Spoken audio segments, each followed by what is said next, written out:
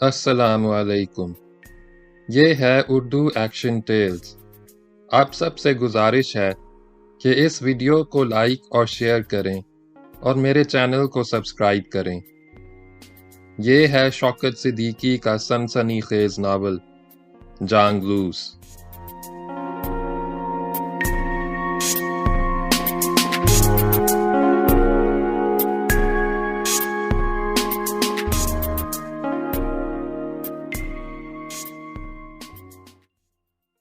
बाब नंबर 6 का छठा हिस्सा।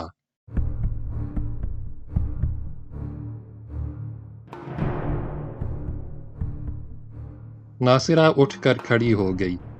उसने अपनी साड़ी उठाई, उसे बांधा, जल्दी जल्दी अपना बेतरतीब लिबास दुरुस्त किया। हयात मोहम्मद की जानिब बढ़ी। वो फर्श पर बेसुध पड़ा था। नासिरा ने झुक कर देखा। हयात का चेहरा खून से तरबतर था। आंखें बंद थीं। वो रुक रुक कर सांस ले रहा था। नासिरा ने परेशान होकर लाली की जानिब देखा। लरजती हुई आवाज में कहा, ये क्या कर दिया? लाली ने बेनियाजी से कहा, घबराओ नहीं, वो मरा नहीं है। दोनों खामोश खड़े रहे, मगर लाली अब वहां मजीद ठहरना न चाहता था। वो उस दरवाजे की जानिब बढ़ा जो गुलाम गर्दिश में खुलता था। कहाँ जा रहा है? नासिरा ने पूछा। बाहर। लाली ने दरवाजे के करीब पहुंचकर कहा, मुझे अब यहां से निकल जाना चाहिए। ठहर जा। तुम ठहर जाओ। लाली दरवाजे के करीब पहुंच गया। यहां रुक कर तुम अपने खसम की मरहम पट्टी करो ताकि वो तुम्हें इत्मीनान से कत्ल कर सके। मैं नहीं ठहर सकता। हमाकत ना कर। बाहर हयात के बहुत से कुत्ते फिर रहे हैं। वो तुझे बंगले से बाहर निकलने नहीं देंगे। वो तल्खी से बोली। तुम्हारा मतलब शिकारी कुत्तों से है? लाली रुक गया और मुड़कर नासिरा की जानिब देखने लगा। नहीं, मैं उसके खूनख्वार करिंदों की बात कर रही हूं। उन्हें पता चल गया तो तुझे जिंदा नहीं छोड़ेंगे। उसने कदरे तवक्कुफ किया। मैं भी यहां नहीं ठहरूंगी। नासिरा ने अपने बिखरे हुए बाल एक बार फिर संवारे, साड़ी की शकनें और सिलवटें दुरुस्त की, दरवाजे की जानिब बढ़ी। करीब पहुंचकर आहिस्ता से दरवाजे की चिटखनी खोली, गर्दन बढ़ाकर बाहर देखा। रसान से बोली, बाहर कोई नहीं है। लाली ने पलटकर मियां हयात मोहम्मद को देखा। वो टांगें फैलाए मुर्दे की तरह दीवार के पास बेहाल पड़ा था। लाली दरवाजे की जानिब बढ़ा। पहले नासिरा बाहर निकली, उसके पीछे पीछे लाली बाहर आ गया। नासिरा हॉल के दरवाजे की जानिब ना गई, उस कमरे की जानिब बढ़ी जिसमें तहखाना था। लाली ने नासिरा को उधर जाते देखा तो सरगोशी की। उस कमरे में ना जाओ, नासिरा ने धीरे से बताया। इस कमरे का एक दरवाज़ा बागीचे में खुलता है। ये सबसे महफूज रास्ता है। वो आगे बढ़ी, कमरे के दरवाजे पर पहुंची। उसने दरवाज़ा खोलना चाहा मगर दरवाज़ा अंदर से बंद था। नासिरा ने उसे खोलने के लिए आहिस्ता आहिस्ता हिलाया तो अंदर से अल्सेशियन के गुर्राने और ज़ोर ज़ोर से भौंकने की आवाज़ उभरी। वो दरवाजे के करीब ही खड़ा था। उसकी खौफनाक आवाज़ सुनकर दोनों सहम गए और जहां थे वहीं दम बखुद खड़े रहे। गुलाम गर्दिश में पुरअसरार सन्नाटा था। दोनों खामोश खड़े रहे। नासिरा मुड़ी। वो उस दरवाजे की जानिब बढ़ रही थी जो हॉल में खुलता था। लाली उसके पीछे पीछे चला। नासिरा कशीदा कामत खूबसूरत औरत थी। वो सफ़ेद साड़ी में मलबूस राजहंस की तरह गर्दन ऊंची किए चल रही थी। उसकी चाल में वक़ार था, तमकनत थी। लाली ने आगे बढ़कर दरवाज़ा खोला। दोनों दरवाजे से गुजरकर हॉल में आ गए। हॉल में धीमी धीमी रोशनी थी। सिर्फ एक बल्ब रोशन था। वहां कोई नहीं था। मगर जब हॉल अबूर करके बाहर निकले तो उन्होंने देखा दरवाजे पर मुसल्लह पहरेदार खड़ा है। नासिरा को देखकर वो अदब से झुक गया। नासिरा ने उस पर कोई तवज्जो नहीं दी। गर्दन उठाए आहिस्ता आहिस्ता फाटक की सिमत बढ़ने लगी। लाली उसके पीछे पीछे चलता रहा। फाटक के करीब दरख्तों के नीचे एक स्याह सी डान खड़ी थी। नासिरा ने आहिस्ता से आवाज दी, चौकीदार। उसकी आवाज सुनते ही फाटक पर खड़ा हुआ चौकीदार अपनी बंदूक संभाले दौड़ता हुआ करीब आया। नासिरा ने पूछा, मेरा ड्राइवर कहाँ है? वो तो जी सो गया, वो तो शायद ही गाड़ी चला सके। नासिरा ने तीखे लहजे में पूछा, क्यों, क्या हो गया उसे? उसने हिचकिचाते हुए कहा, ड्राइवर ने तो जी नशा वशा कर रखा है। नासिरा ने नफरत से मुंह बिगाड़ा, चौकीदार को मुखातिब किया, तुम जाकर जल्दी से उसकी जेब से गाड़ी की चाबी निकाल कर लाओ, मैं खुद ड्राइव करूंगी। चौकीदार तेज तेज कदम उठाता हुआ अंधेरे में गायब हो गया। नासिरा और लाली खौफजदा नजरों से हॉल की जानिब देखने लगे। दरवाजे पर मुसल्ला पहरेदार मुस्तैदी से खड़ा था। हॉल खाली था।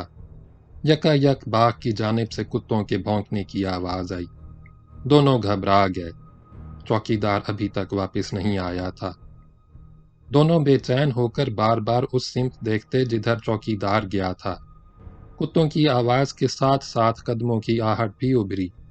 लाली ने झुककर सरगोशी की, कोई आ रहा है? हाँ, नासिरा ने आहिस्ता से कहा, मगर वो हयात नहीं हो सकता, उसे अब तक होश नहीं आया होगा। उसने हॉल की जानिब देखा। हयात आएगा तो हॉल ही के दरवाजे से आएगा। खुश्क पत्तों पर आहट बढ़ती गई। लाली ने नासिरा की तरफ झुककर कहा, मैं दीवार फांद कर बाहर निकल जाऊंगा। ये कहकर वो मुड़ा। नासिरा ने उसे हैरत से देखा और रसान से कहा, ठहर जा। आहट और करीब आ गई। लाली सहमा हुआ खड़ा रहा, मगर आहट कुछ फासले पर बंद हो गई। ऐसा महसूस हुआ जैसे कोई इस तरफ आते आते यकायक ठठक कर रह गया है और उनके करीब ही दरख्तों तले अंधेरे में खड़ा है। दोनों की बेचैनी बढ़ गई, मगर न चाप सुनाई दी, न कोई उनके पास आया।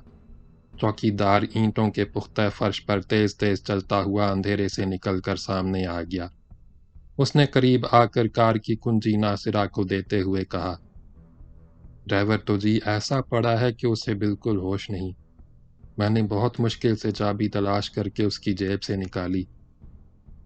गेट खोल दो। चौकीदार ने लाली की तरफ देखा, क्या इसने भी बाहर जाना है? नासिरा ने आहिस्ता से कहा, हाँ।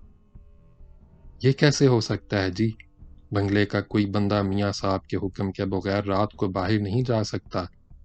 चौकीदार ने लाली की तरफ इशारा किया, ये तो जी हरगिज नहीं जा सकता। नासिरा ने कार का दरवाज़ा खोला और तेवरी चढ़ाकर कहा, नहीं, ये मेरे साथ ही जाएगा। चौकीदार आजिज़ी से बोला, मियाँ साहब को तो आप जानती ही हैं जी, आपसे वो कुछ नहीं कहेंगे। मैं गरीब ऐं दें मारा जाऊंगा, मेरी तो वो चमड़ी उधेड़ डालेंगे। उसने मुड़कर हॉल के दरवाजे की जानिब देखा। नासिरा ने परेशानी का इजहार करते हुए कहा, मैनू छेती नाल जाना है, मियाँ साहब की तबीयत खराब है, टेलीफोन में भी गड़बड़ है, मैनू खुद जाकर डॉक्टर को लाना है। ऐसी गल बात है जी तो मैं साहब के ड्राइवर को बोलता हूँ, वो डॉक्टर को ले आएगा। फजूल बहस ना कर, जो मैं कहती हूँ वो कर। नासिरा ने चौकीदार को तीखी नजरों से देखा और डिपट कर हुक्म दिया, जा जाकर गेट खोल। चौकीदार चंद लम्हे खामोश खड़ा सोचता रहा, फिर आहिस्ता आहिस्ता गेट की जानिब बढ़ा। नासिरा फौरन स्टीयरिंग व्हील संभाल कर बैठ गई। उसने सिडान का पिछला दरवाज़ा खोला। कुछ सोचकर लाली से मुखातिब हुई, नहीं, तुम अगली ही सीट पर मेरे बराबर बैठ जाओ। लाली कार के अंदर जाकर बैठ गया। नासिरा ने कार स्टार्ट की। कार की बत्तियां रोशन हो गईं। लाली ने उनकी तेज रोशनी में देखा, बाएं हाथ पर एक दरख्त के तने के साथ कोई अंधेरे में दबका खड़ा है। उसके पैरों का निचला हिस्सा साफ नजर आ रहा था। वो नई गामे शाही जूती पहने हुए था और उसकी उजली धोती का निचला किनारा गहरा सुर्ख था। लाली को महसूस हुआ कि वो देवर है। कार तेजी से आगे बढ़ी और फाटक से गुजर कर बाहर आ गई। लाली चुप बैठा देवर के बारे में सोचता रहा। उसे गुमसुम देखकर नासिरा ने दरियाफ्त किया, क्या सोच रहा है? मैनू ऐसा लगता है जी, देवर हमारे नजदीक ही दरख्तों के नीचे खड़ा था। देवर? नासिरा ने हैरत से कहा, नहीं, वो नहीं हो सकता। वो बहुत संग दिल और खूनख्वार है, तुझे हरगिज गेट से बाहर आने ना देता। यही मैं भी सोच रहा हूं। नासिरा खामोश बैठी रही। स्याह सीडान धूल उड़ाती सड़क पर दौड़ रही थी। लाली भी चुप बैठा था। कुछ दूर जाकर नहर आ गई। सीडैन नहर के साथ साथ आगे बढ़ी। ये रास्ता भी कच्चा था मगर कुशादा था। जमीन भी कदरे नम थी। अब ज्यादा धूल नहीं उड़ रही थी। एक तरफ नहर थी, दूसरी तरफ गंदुम और जौ की फसलें लहलहा रही थीं। चांद चढ़कर आसमान के बीचों बीच आ गया था। हर तरफ उजली उजली चांदनी बिखरी थी। लगभग 4 मील का फासला तय करने के बाद सीडैन बाएं हाथ को मुड़ी और एक नीम पुख्ता सड़क पर आ गई। लाली ने मुंह बाहर निकालकर पीछे देखा और दबी जबान से अपने खदशे का इजहार किया। अगर मियाँ साहब को होश आ गया और उन्होंने हमारा पीछा किया तो क्या होगा? मौत, नासिरा ने सामने देखते हुए कहा। वो हम दोनों को कत्ल कर देगा।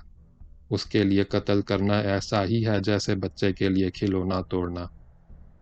नासिरा ने अपनी बात खत्म ही की थी कि कार हिचकोले खाने लगी। उसने रफ्तार सुस्त कर दी और घबराए हुए लहजे में बोली, पिछले पहिए में पंक्चर हो गया। उसने कार सड़क के किनारे खड़ी कर दी।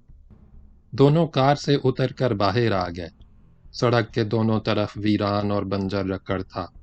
अलबत्ता कुछ दूर आगे सड़क के दाएं तरफ दरख्तों का घना झुंड था। रात चुपचाप खड़ी थी। हवा में शोरीदा सरी थी। तेज झोंकों से नासिरा के बाल बिखर गए थे। साड़ी का आंचल बार बार ढलक जाता। वो अपने बाल दुरुस्त करती, साड़ी संभालती कार के पिछले हिस्से की जानिब गई। उसने कार की डिक्की जल्दी से खोली। लाली से पूछा, धनु पहिया बदलना आता है? मैंने तो जी कभी यह काम नहीं किया। लाली ने इनकार में गर्दन हिला दी। कोई गल नहीं, जैसा मैं कहूं वैसे करना, यह ऐसा मुश्किल काम नहीं। नासिरा ने स्टेपनी की तरफ इशारा करते हुए कहा, ये पहिया बाहर निकाल और कोने में रखा हुआ जैक और टोल बॉक्स भी निकाल ले। लाली स्टेपनी उठाने लगा। उसी वक्त अकब में तेज रोशनी उभरी। नासिरा ने रोशनी देखी। उसकी आंखों से खौफ झलकने लगा। वो बदहवास होकर बोली, वो आ रहा है, वो आ रहा है। लाली ने मुड़कर रोशनी देखी। वो भी परेशान हो गया, मगर उसने जल्दी से स्टेपनी निकालने की कोशिश की। नासिरा ने उसे रोक दिया। बुझे हुए लहजे में बोली, स्टेपनी बाहर ना निकाल, अब कुछ नहीं हो सकता। लाली खामोश खड़ा रहा। नासिरा ने एक बार फिर रोशनी की सिमत देखा और डिक्की के ढकने पर हाथ रखते हुए लाली से कहा, भाग सकता है तो भाग जा। उसने डिक्की बंद कर दी। नहीं जी, ये कैसे हो सकता है? मैं तुम्हें अकेला छोड़कर कैसे जा सकता हूं? नहीं, मैं यहां से नहीं जाऊंगी। मुझे अकेला छोड़ दे, वरना तू भी मेरे साथ मारा जाएगा। नासिरा ने गहरी सांस भरी। उसका लहजा जज्बाती हो गया। मगर वो मुझे कत्ल नहीं कर सकेगा। मैं उसके हाथों नहीं मरूंगी। वो आगे के दरवाजे की जानिब बढ़ी। लाली ने घबरा कर कहा, कहाँ जा रही हो? वो उसकी जानिब देखे बगैर बोली, मैं खुदकुशी कर लूंगी, खुद को गोली मार लूंगी, मगर उसके हाथों नहीं मरूंगी। मेरे पास भरा हुआ पिस्तौल है। लाली बढ़कर उसके करीब पहुंच गया। नासिरा दरवाजे के अंदर झुककर डैशबोर्ड के खाने का ढकना खोलने लगी। लाली ने आगे बढ़कर कहा, मेरी गल तो सुनो। नासिरा ने मुड़कर उसकी जानिब देखा। घबराए हुए लहजे में बोली, जल्दी से भाग जा, तू कुछ नहीं कर सकता। वो जोर से चीखी, जा यहां से। उसके बाल बिखर के चेहरे पर आ गए थे। आंखें तेजी से चमक रही थीं। تمہارے پاس بھرا ہوا پستول ہے، پھر پرواہ نہ کرو۔ تو کچھ نہیں کر سکتا، وہ اکیلا نہیں ہوگا، اپنے خونخوار کرندوں کے ساتھ ہوگا۔ اس سے کیا فرق پڑتا ہے جی؟ لالی نے بڑے اعتماد سے کہا۔ کیا گڈی آگے نہیں جا سکتی؟ جا تو سکتی ہے، مگر اس سے کیا ہوگا؟ گڈی سامنے درختوں کے نیچے لے چلو، سڑک سے اتار کر کچے میں ڈال دینا۔ اس نے دور تک پھیلے ہوئے بنجر میدان پر نظر ڈالی۔ یہاں تو چھپنے کی بھی کوئی جگہ نہیں۔ دیکھتے دیکھتے روشنی بہت قریب آ گئی۔ سڑک پر کسی گاڑی کے تیزی سے دوڑنے کی آواز صاف سنائی دینے لگی۔ ناصرہ نے اس کی طرف دیکھا اور بدحواس ہو کر بولی، لو وہ آ گیا، اب کچھ نہیں ہو سکتا۔ فکر نہ کرو، بہت کچھ ہو سکتا ہے۔ لاؤ پستول مجھے دو، چھیتی نال۔ ناصرہ نے ڈیش بورڈ کے خانے سے پستول نکال کر لالی کو دیا۔ پستول لے کر لالی بولا، تم یہیں گڈی کے پیچھے بیٹھ جاؤ۔ ناصرہ بیزاری سے بولی، یہ تو کیا کر رہا ہے؟ اب کچھ نہیں ہو سکتا۔ زبان بند رکھو، جیسا کہتا ہوں وہ کرو۔ وہ سیڈان کے پچھلے حصے کی جانب بڑھا اور گھات لگا کر بیٹھ گیا۔ روشنی اور قریب آ گئی، اتنی قریب کہ لالی نے یہ بھی دیکھ لیا کہ آنے والی سفید رنگ کی کار ہے۔ اس نے یہ بھی دیکھا، کار کی رفتار سست پڑی، بریک لگانے کی آواز ابھری۔ کار کچھ فاصلے پر رک گئی۔ لالی نے نشانہ باندھا اور چوکس ہو کر سامنے دیکھنے لگا۔ ذرا دیر بعد کار کا دروازہ کھلا، ایک شخص نکل کر باہر آیا، مگر وہ حیات محمد نہیں تھا، میانہ قد و قامت کا نوجوان تھا۔ وہ پتلون اور بشرٹ پہنے ہوئے تھا۔ لالی اندھیرے میں اس کا چہرہ نہ دیکھ سکا۔ اس کے نیچے اترتے ہی ایک اور شخص دروازہ کھول کر باہر آیا۔ دونوں سیڈان کی جانب آہستہ آہستہ بڑھنے لگے۔ وہ کچھ فاصلے پر رک گئے۔ ایک نے تبصرہ کیا، ایکسیڈنٹ تو نہیں لگتا۔ وہ لمحے بھر کے لیے رکا اور اونچی آواز سے بولا، کوئی ہے یہاں؟ لالی اس کی آواز سن کر کھڑا ہو گیا۔ اس نے ہاتھ پیچھے کر لیے۔ دونوں سیڈان کے قریب آ گئے۔ وہ شرٹ والے نوجوان نے پوچھا، کیا ہو گیا جی؟ لالی نے جواب دیا، پنکچر ہو گیا ہے۔ ناصرہ بھی اٹھ کر کھڑی ہو گئی۔ وہ اپنے بکھرے ہوئے بال درست کر رہی تھی۔ نوجوان نے اسے دیکھ کر حیرت سے کہا، ارے آپ تو میاں حیات محمد وٹو کی بیگم ہے نا؟ ناصرہ نے آہستہ سے کہا، ہاں جی۔ نوجوان مسکرا کر بولا، میرا نام چودھری ولی داد خان بھٹی ہے، ادھر اپنی بھی زمینداری ہے۔ اس نے توقف کیا، میں آپ کی کوئی مدد کر سکتا ہوں؟ ناصرہ نے نرم لہجے میں کہا، شکریہ، میرا ڈرائیور سٹپنی لگا دے گا۔ بھٹی نے کہا، جیسی آپ کی مرضی۔ مزید بات چیت نہیں ہوئی۔ دونوں واپس چلے گئے، اپنی کار میں جا کر بیٹھے۔ اسے سٹارٹ کیا، ذرا دیر میں ان کی کار سڑک پر تیزی سے دوڑنے لگی۔ جب کار دور چلی گئی اور اس کی پچھلی سرخ بتیاں دھندلی پڑ گئیں تو ناصرہ نے ایک بار پھر ڈکی کھولی۔ لالی نے سٹپنی اور ٹول بکس نکالا۔ ناصرہ کی ہدایت کے مطابق لالی نے جیک لگا کر کار کا پچھلا حصہ اونچا کیا، وہیل کیپ اتار کر نٹ بولٹ کھولے اور پہیا نکال کر سٹپنی لگا دی۔ ناصرہ اس کے قریب بیٹھی ضروری ہدایات دے رہی تھی اور اس کی مدد بھی کر رہی تھی۔ لالی نے پہیا اور ٹول بکس ڈکی میں رکھ دیے اور اسے بند کر دیا۔ دونوں پھر کار میں بیٹھ گئے۔ لالی نے پستول ناصرہ کو واپس دے دیا۔ ناصرہ نے پستول ڈیش بورڈ کے خانے میں بند کیا۔ کار سٹارٹ کی، لالی کی جانب متوجہ ہوئی۔ جانتا ہے میں نے کیا سوچا تھا؟ اگر حیات آ جاتا تو تجھے کہتی مجھ پر گولی چلا دے۔ نہیں جی، میں ایسا کام نہیں کرتا۔ میں کسی زنانی کا خون کرنے کے بارے میں تو سوچ بھی نہیں سکتا۔ یہ کام تو میاں حیات محمد کر سکتا ہے۔ وہ تو جی بہت ہی ظالم ہے۔ اس نے تو جی تمہیں مار ہی ڈالا تھا، ایسا گلا دبوچا تھا چھوڑتا ہی نہ تھا۔ دادی یہ کہتے ہوئے نشے سے جھوم کر مسکرانے لگا۔ برا نہ منانا، تسی صرف بیگم ہو، تاش کی بیگم۔ اس کی مونچھیں ہی نوچ لیتیں، کاٹ کھاتیں، منہ پر تھوک دیتیں، کچھ تو کرتیں، نہ ہوئی شاداں۔ میاں حیات اس کا گلا دباتا تو وہ اس کی گردن چھری سے کاٹ کر سر الگ کر دیتی۔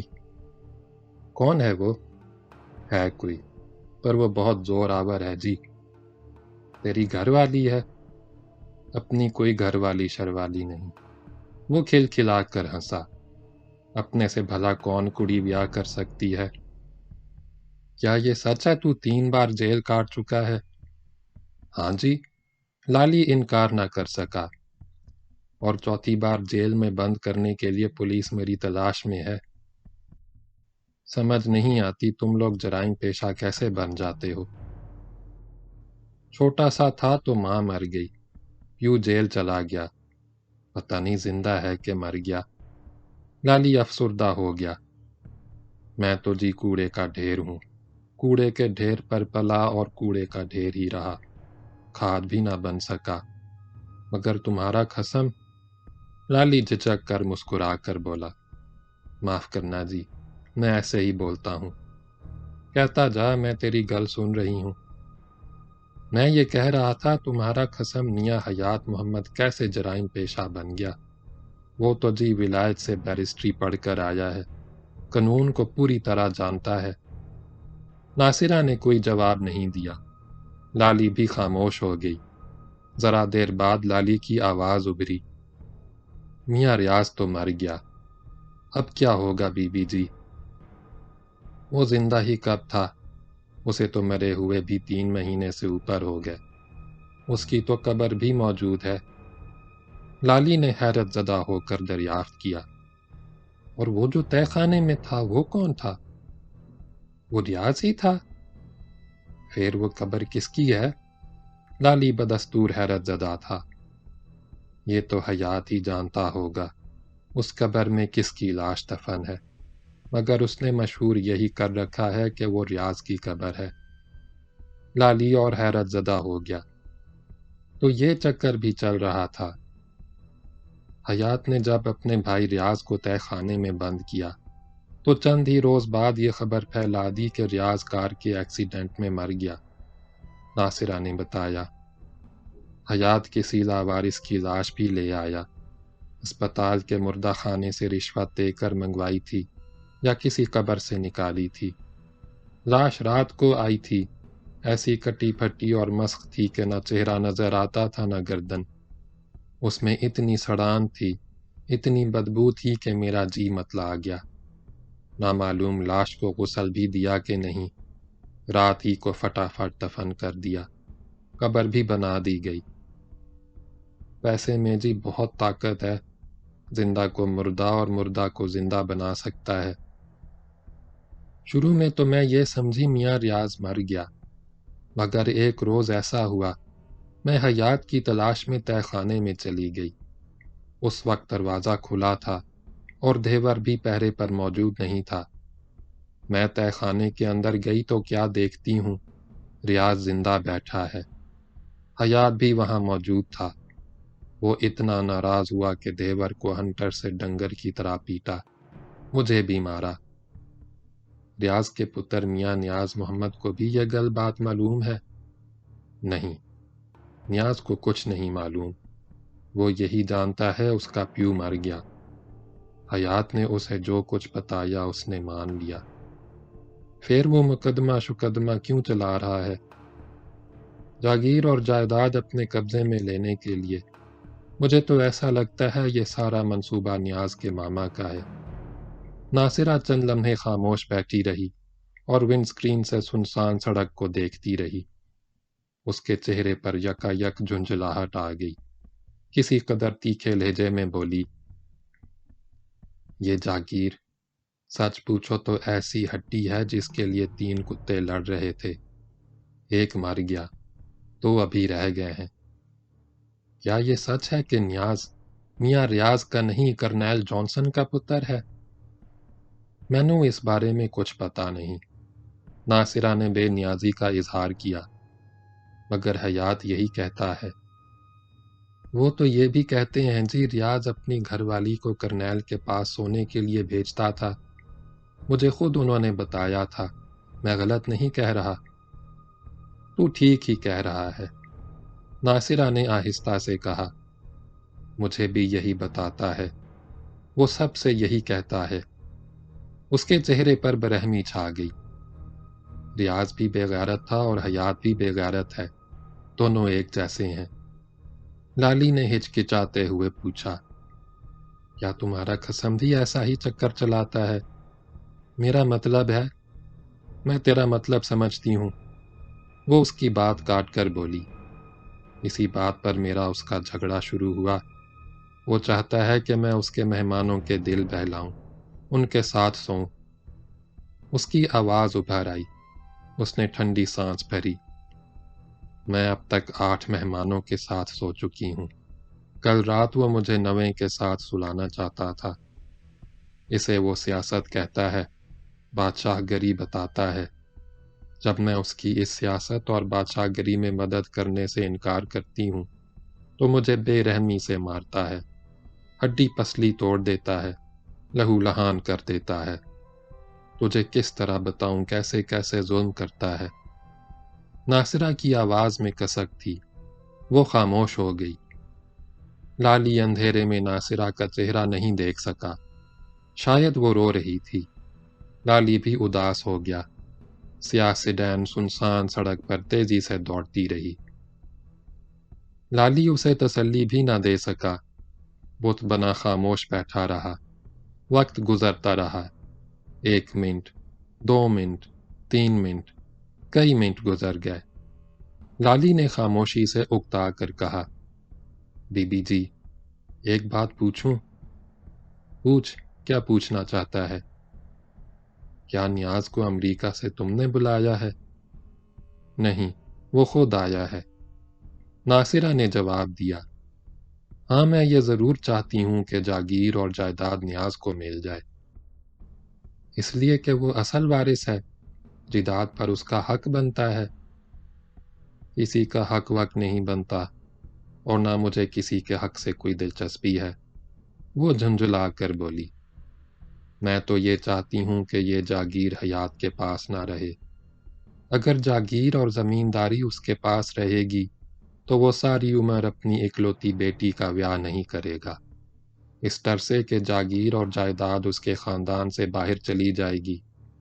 وہ جاگیر کم کرنے کی بجائے بڑھانا چاہتا ہے، یہ بات وہ مجھ سے صاف صاف بتا چکا ہے۔ وہ جاگیر اور جائیداد کے سوا کسی سے بھی محبت نہیں کرتا۔ ناصرہ نے گہری سانس بھری۔ جب تک یہ جاگیر اور زمینداری ہے، نہ وہ اپنی بیٹی کا پیو بن سکتا ہے، نہ میرا شوہر۔ جائیداد اور زمینداری تو جی وہ چھوڑے گا نہیں، یہ بالکل پکی گال ہے۔ لالی نے اپنے رد عمل کا اظہار کیا۔ پر بی بی جی، تم اتنی پڑھی لکھی ہو، بڑے گھر کی دھی ہو، تمہارے لیے کسی چیز کی کمی نہیں، پھر تم اس کی پرواہ کیوں کرتی ہو؟ کاغذ لکھو اور اس سے چھٹکارا کیوں نہیں پا لیتی؟ کیسے چھٹکارا پاؤں؟ میرا پیو نہیں مانتا، وہ خاندانی جاگیردار ہے، کہتا ہے ہمارے خاندان کی کسی زنانی نے آج تک طلاق نہیں لی، جس کے ساتھ ایک بار بیاہ ہو گیا ساری زندگی اس کے نام پر کاٹ دی۔ میں نے کاغذ لکھوایا تو خاندان کی ناک کٹ جائے گی۔ ناصرہ نے تأمل کیا۔ مگر سب سے اہم بات یہ ہے کہ میری بچی مونا کا مستقبل خراب ہو جائے گا، سب کہیں گے طلاقن کی بیٹی ہے۔ تمہاری مونا کتنی عمر کی ہوگی؟ ابھی تو بہت چھوٹی ہے اور بہت معصوم ہے، ابھی تو وہ کچھ بھی نہیں جانتی، اسے کچھ پتہ نہیں۔ جب میں چھوٹا سا تھا تو ساری گالاں سیکھ گیا تھا، ان کا کچھ کچھ مطلب بھی جان گیا تھا۔ یہ کہتے کہتے لالی یادوں کے دھندلکوں میں گم ہو گیا۔ ایک بار پھر نشہ اس پر حملہ آور ہوا۔ اس نے ہلکا کہکہا لگایا، جھوم کر بولا، ایک بار ایسا ہوا جی کہ میں نے پنڈ کی ایک سلے بار مٹیار کو آنکھ مار دی۔ وہ فصل کی واڈھی کے بعد کھیت میں پڑے ہوئے کنک کے سٹے چن رہی تھی۔ اس نے آنکھیں نکال کر مجھے گھورا اور دبا کے پٹائی کی۔ پھر تو جی چاچا نے مجھے اینٹوں کے بھٹے پر لگا دیا۔ سویرے تڑکے کام پر جاتا اور شام کو گھر آتا۔ چلچلاتی دھوپ میں پتھروں کے ساتھ کام کرتا۔ بہت دنوں اینٹیں ڈھوتا رہا۔ ہاتھوں میں گھاؤ پڑ گئے۔ سر کے بال ایسے اڑے کہ بالکل گھون مون ہو گیا۔ کرتا بھی کیا، کھانے کو نہ ملتا۔ ناصرہ خاموش بیٹھی رہی۔ لالی کہتا رہا، میرا چاچا بیچارہ بہت بوڑھا تھا، اوپر سے اسے دمہ بھی تھا، پڑا پڑا خوں خوں کھانستا رہتا۔ میری چھوٹی بہن پورے 10 سال کی بھی نہ ہوئی تھی کہ چچا نے اس کا بیاہ کر دیا۔ وہ کھاتی ڈھیر سا تھی اور گھر میں کھانے کو نہ تھا۔ بیاہ کے بعد اسے سب کچھ معلوم ہو گیا۔ کھٹاکھٹ بچے جننے لگی۔ اس نے 3 قسم کیے پر روٹی کو ترستی ہوئی مر گئی۔ ہمارے گھرانے میں ایسا نہیں ہوتا، ہمارا خاندان بہت اونچا ہے۔ ناصرہ نے فخر سے گردن اونچی کی۔ ہم کوٹ کمالیہ کے لنگر یال ہیں۔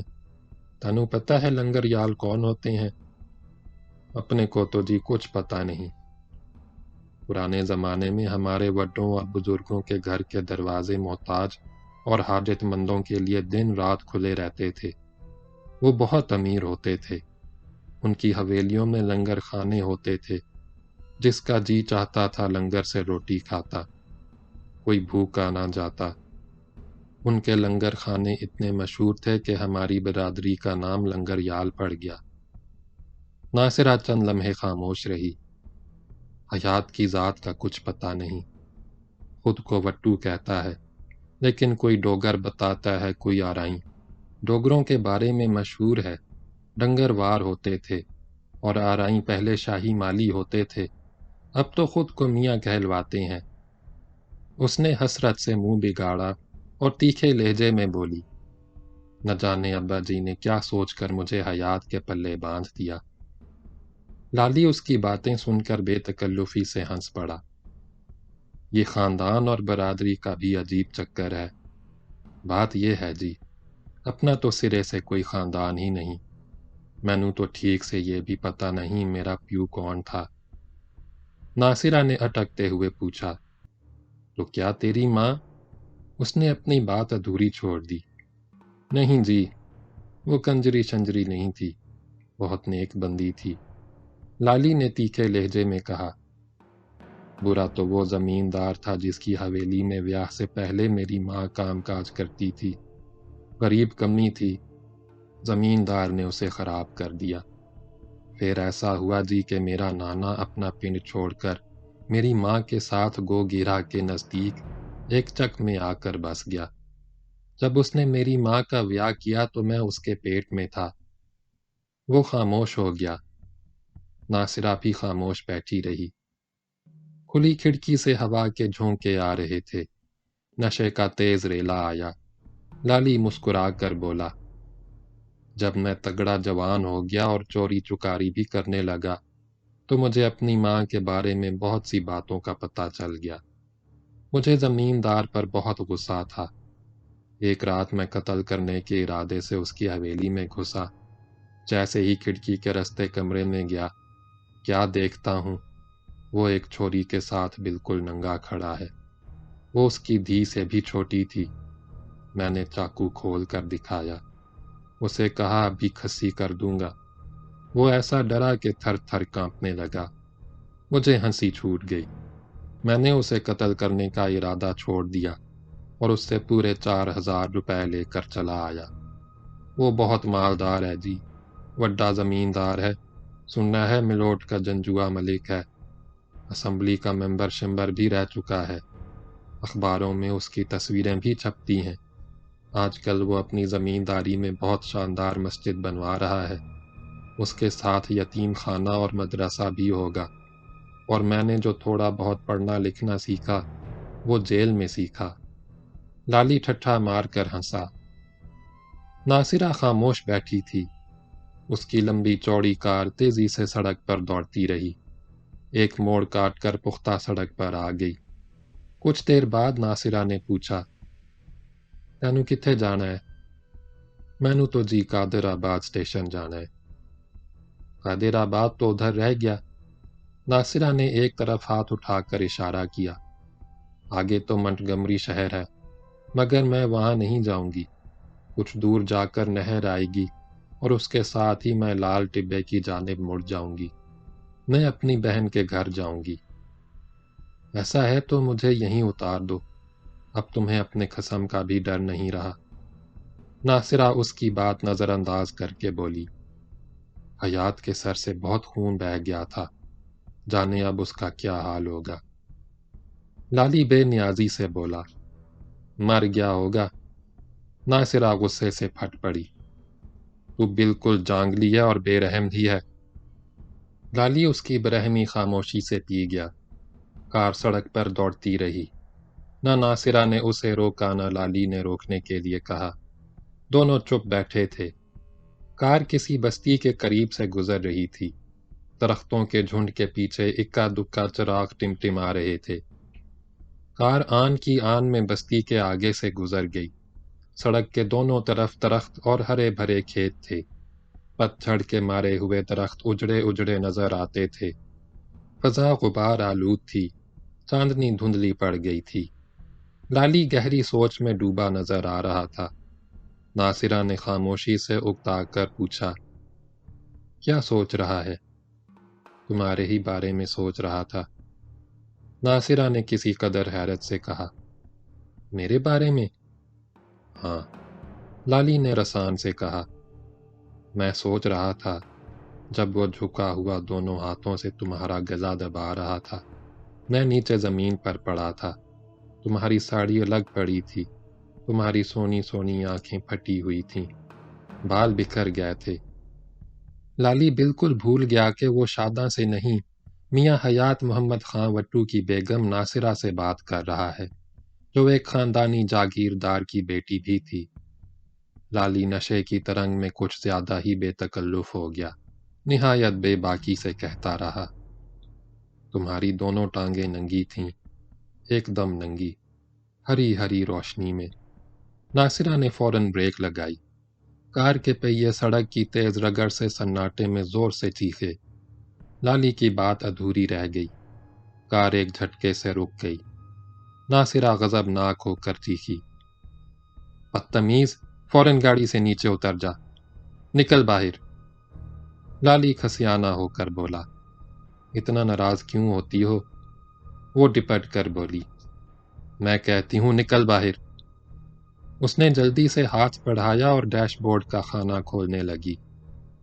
मैनू पता है तुम्हारे पास भरा हुआ पिस्तौल है। पिस्तौल ना निकालो, मैं चला जाऊंगा। लाली ने दरवाजे के हैंडल पर हाथ रखा। नासिरा की तरफ मुड़ा और ढीठ बनकर मुस्कुराते हुए बोला, मुझे जी जनानियों की नंगी टांगें देखने का चुस्का नहीं है। मैं तो सिर्फ ये कहना चाहता था, तुम्हारा कसम बेरहम भी है, बेगैरत भी। मैंने उसके मुंह पर इसीलिए थूका था और इसलिए उसका सर दीवार से टकरा कर फोड़ा था कि वो बहुत बड़ा बेगैरत है। लाली ने कार का दरवाज़ा खोला और नीचे उतर गया। नासिरा गर्दन मोड़े उसे गौर से देखती रही। फिर उसने आहिस्ता से कहा, ठहर जा। वो अपना पर्स खोलने लगी। लाली ने कार का दरवाज़ा धीरे से बंद किया और उसे सहारा लेकर जेरे लब मुस्कुराते हुए बोला, इसे ना खोलो, इसमें 170 रुपए थे, वो मैंने पहले ही निकाल लिए हैं। परवाह न करो, अपना काम चल जाएगा। अब तुसी जाओ। लाली अलग हट कर खड़ा हो गया। नासिरा ने जबान से एक लफ्ज ना निकाला। कार स्टार्ट की, गियर में डाली और झुंझुलाकर एक्सीलेटर इस कदर जोर से दबाया कि सीडान चीखती हुई तेजी से भागी और आन की आन में बहुत दूर निकल गई। बाब नंबर 7 अगली वीडियो में सुने।